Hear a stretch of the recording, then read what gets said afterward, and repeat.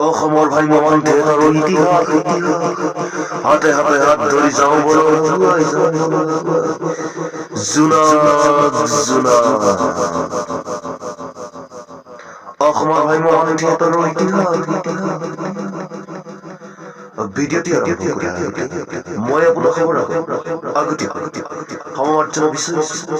কাৰণ হয়তো অজান্তে কৰবাত ভুলভ্ৰান্তি হৈ যাব সমালোচনা বিচাৰিছো মই আপোনাৰ খবৰ বিপ্লৱী মূলহীন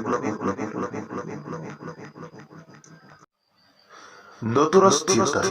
পোনপ্ৰথমে কোন চনৰ কোন তাৰিখে থিয়েটাৰখন মুকলি উত্তৰ 1963 চনৰ 2 অক্টোবৰ গান্ধী জয়ন্তী ভাইমন থিয়েটাৰৰ জন্মদাতা অচিত্য লহকৰদেৱে পোনপ্ৰথমে কিমান টকাৰে নটৰাজ থিয়েটাৰ মুকলি কৰিছিল উত্তৰ মাত্ৰ 29,000 টকা মাত্ৰ 29,000 টকা নটৰাজ থিয়েটাৰৰ উদ্দেশ্যসমূহ কি কি আছিল উত্তৰ থলুৱা লোকনৃত্য লোককৃষ্টিৰ প্ৰসাৰ ও বিকাশ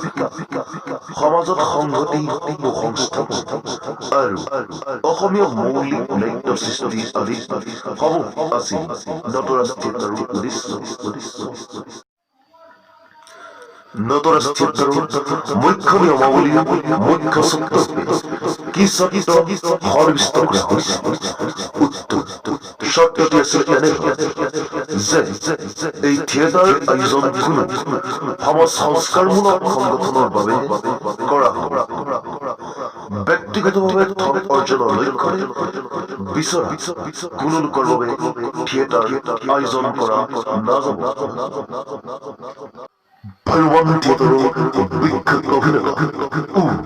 নটৰাজ থিয়েটাৰৰ প্ৰথম নাট্যবৰ্ষৰ শিল্পী বল্লদেৱ শইকীয়া ভাইমন থিয়েটাৰৰ জন্মদাতা অচিত্য লহকৰদেৱক কি বুলি আখ্যা দিছে উত্তৰ ভাইমনৰ মহাপুৰুষ আজিলৈ সামৰিলো